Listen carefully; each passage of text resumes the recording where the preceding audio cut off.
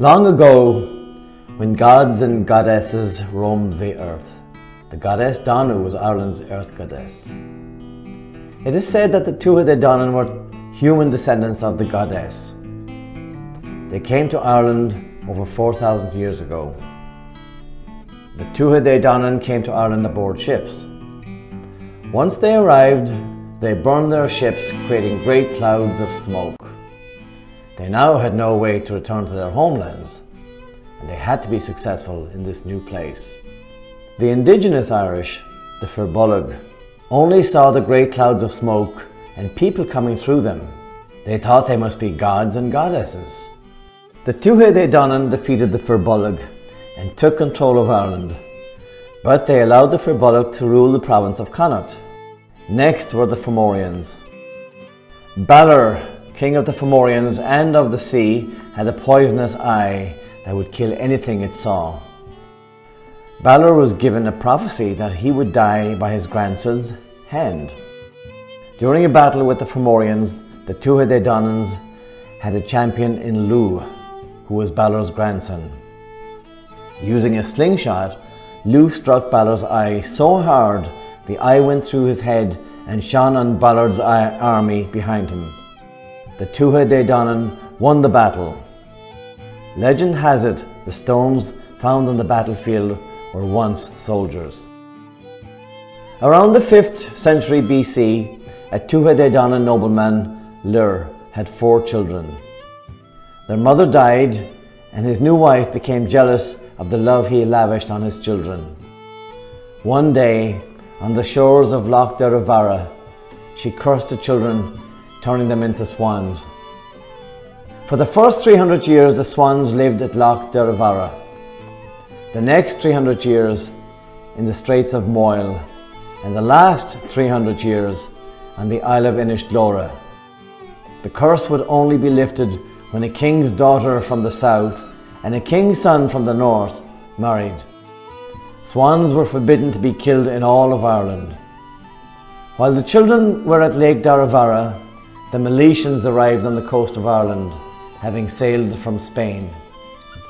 They had difficulty finding Ireland among the magical mists. Then the Tuatha De Danann created a hurricane to disperse and destroy their fleet. But the Milesians found a way to land and met the Tuatha De Danann on several battlefields. The final battle was held in modern-day Teltown. The Milesians won. Legend has it the defeated Tuatha De Danann were given a choice: be exiled or stay in Ireland, but live and rule underground. The Tuatha De Danann decided to stay. Using their magic, they became invisible and are the fairy people we know of today. It was time for the children of Lir to move on to the Straits of Moyle in the northernmost part of Ireland for the next 300 years. The waters were cold and harsh. The swans were miserable. Around the time the calendar changed from BC to AD, the swans were halfway through their time in the Straits of Moyle. A new hero was born in the Ulster region of Ireland. His name was Setanta.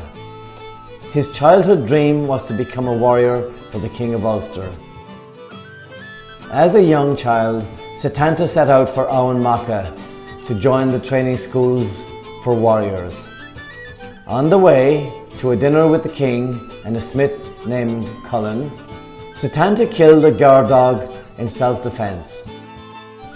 Setanta pledged he would take the place of the wolfhound until a puppy could be trained. Setanta became known as Hound of Cullen or Cú Cullen.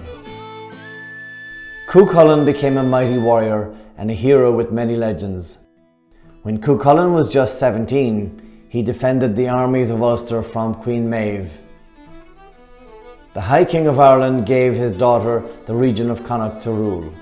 She became Queen Maeve of Connaught, known as a passionate and mighty warrior queen.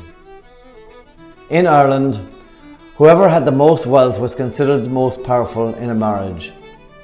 Queen Maeve discovered she was one prize bull short in wealth than her husband. So she set out to get the brown bull of Cooley in order to be equal. Queen Maeve marched her armies up and over into Ulster. The Ulster warriors all came under a strange sickness. The only one standing when Queen Maeve's warriors arrived at the River Dee was Cuchulainn. It was decided that the fight for the bull would be a single combat. The warrior from Ulster and a warrior from Connacht. Thousands of warriors were sent out, one at a time, to fight Cuchulainn, and all were killed. Finally, a warrior was sent that was equal to Cuchulainn.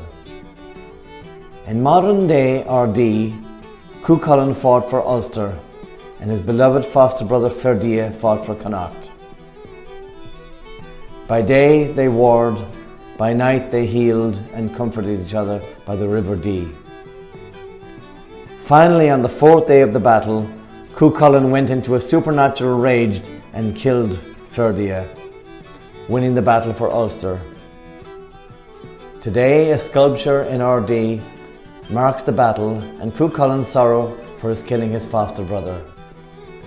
Even though she lost the battle, Queen Maeve stole the brown bull of Cooley and went back to Connacht. Queen Maeve's brown bull and her husband's white bull fought.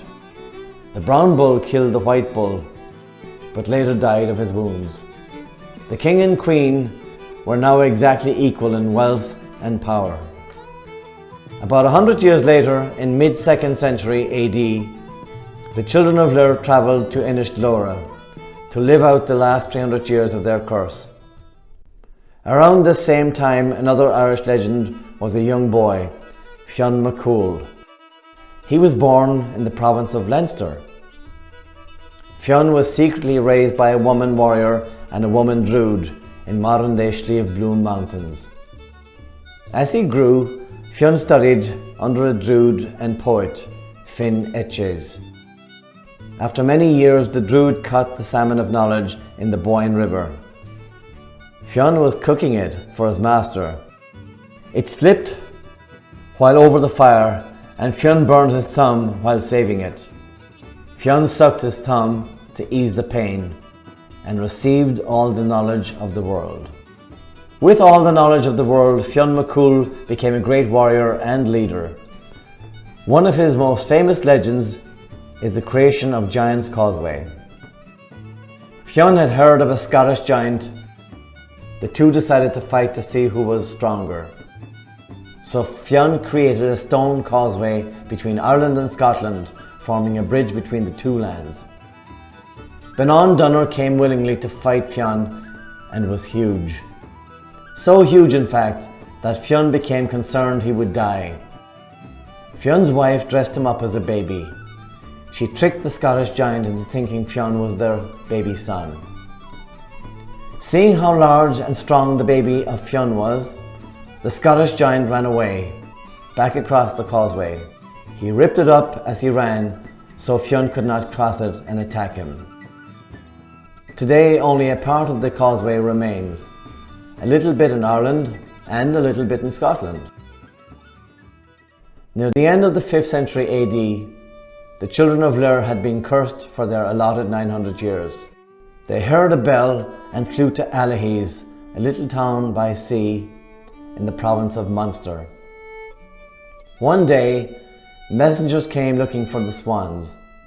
The King of Munster's son was marrying the King of Ulster's daughter, and she wanted swans for her betrothal. When the messengers tried to take the swans, the curse had been lifted with the marriage and they transformed back into children. Once changed, they aged rapidly and died. Their single gravestone is marked to this day in the seaside town of Allihies, County Cork. The Tuatha Danann, the children of Lir, Cuchulainn and Fionn McCool are just some of the many legends in Ireland. When visiting, be on the lookout for signs and sculptures of legends throughout the land.